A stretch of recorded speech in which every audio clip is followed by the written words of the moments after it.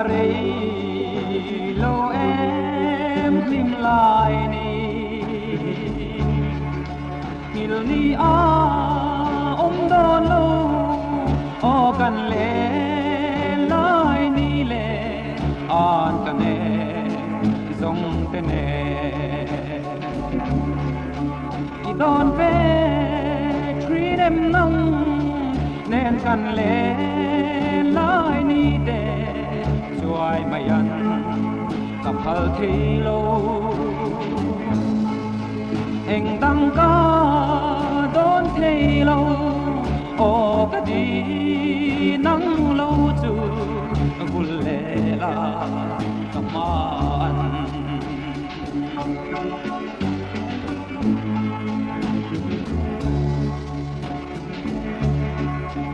why a chul mayan zong kapallo lên lại Ivan ngày ông mẹ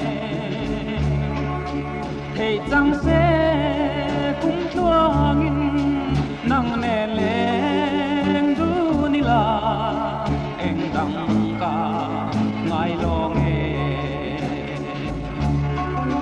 đi đón về treat em nong nen kan le lai ni de chuai mayan kapal thelo eng tang ka don thelo o ga di nang lo chu ful le la kama an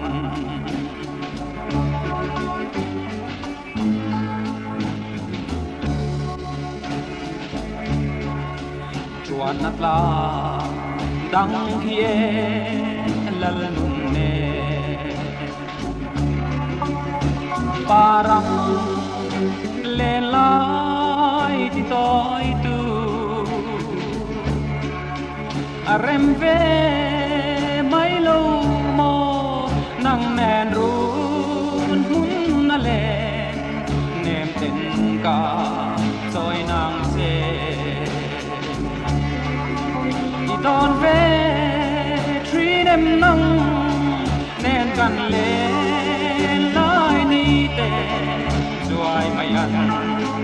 kapal khelo